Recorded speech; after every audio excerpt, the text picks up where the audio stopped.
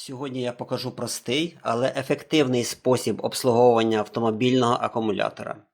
Багато водіїв згадують про батарею лише тоді, коли автомобіль перестає заводитись. Насправді ж достатньо приділити акумулятору трохи часу, хоча б раз на рік, щоб він прослужив довше. Наше обслуговування складатиметься з 4 основних кроків. Перший крок – вимірюємо напругу холостого ходу. Перед будь-якими роботами потрібно оцінити стан акумулятора, наскільки він заряджений. Для цього беремо мультиметр, ставимо режим вимірювання постійної напруги і під'єднуємо щупи до клем акумулятора. Вимірювання проводимо лише після того, як автомобіль простояв хоча б пару годин без роботи двигуна. Якщо мультиметр показує десь 12,6-12,7 вольт, то акумулятор повністю заряджений.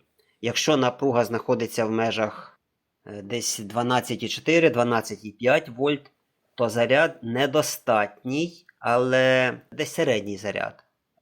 Автомобіль ще може заводитись, але з якихось причин акумулятор не зарядився повністю. Якщо ж ми бачимо, що напруга становить 12,2 вольти або ще менше, то акумулятор бажано підзарядити негайно. Цей простий вимір уже може розповісти, який стан батареї і навіть зрозуміти роботу регулятора зарядки. Другий крок. Треба розкрити акумулятор, повикручувати пробки. Якщо у вас обслуговуємий акумулятор, то обережно відкриваємо верхню кришку або декоративну накладку, якщо вона є, і після цього викручуємо всі пробки банок. А от акумулятор ISTA, 7-ї серії, можливо інших серій, має прихований внутрішній доступ, про який знають не всі. Якщо подивитись, він ніби не розкривається, він ніби не обслуговується. А пробки розташовані під вертикальною такою етикеткою і пластмасовою захисною планкою. Це особливість стосується не тільки акумуляторів ISTA, а й деяких інших акумуляторів. Вони мають схожу конструкцію. Щоб отримати доступ до пробок, достатньо акуратно відклеїти етикетку. Її потім можна буде без проблем переклеїти назад. Потім треба зняти пластмасову планку, щоб легко добратися до корків. Під планкою знаходяться корки з хрестоподібною головкою. Хоча їх можна відкрутити викруткою, набагато зручніше використовувати звичайну монету.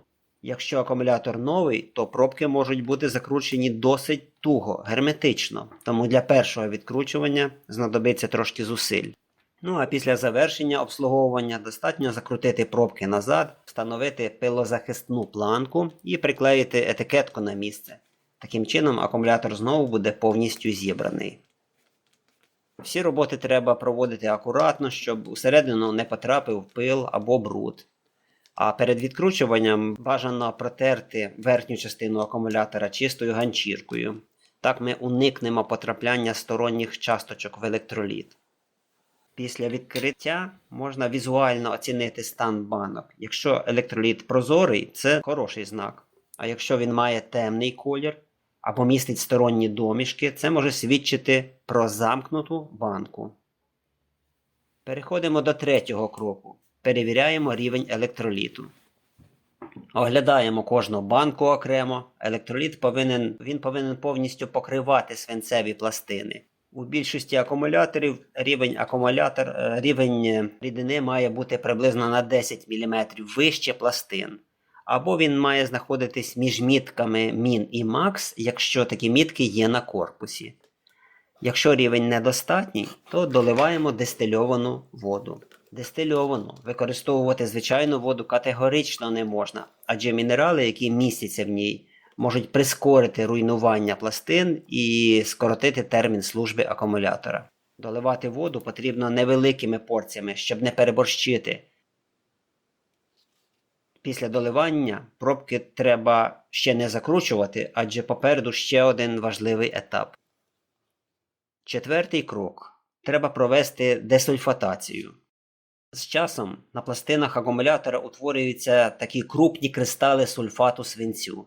Це природній процес, але він поступово зменшує ємність батареї і погіршує її здатність сприймати заряд. Для боротьби з цим явищем можна використати зарядний пристрій із режимом десульфатації. Під час цього процесу зарядний пристрій працює за спеціальним алгоритмом, який чередує цикли заряджання і розряджання. Все це він робить досить швидко, декілька разів на секунду. Це допомагає частково зруйнувати крупні кристали сульфату і відновити робочу поверхню пластин, збільшити, по суті, робочу поверхню пластин.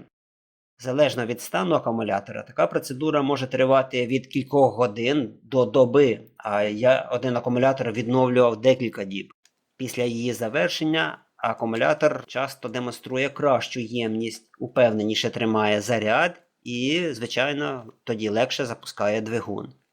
Після цих всіх процедур можна вже закручувати пробки, очистити корпус акумулятора від можливих залишків електроліту, ще раз перевірити напругу і можна закривати захисну планку, закручувати корки.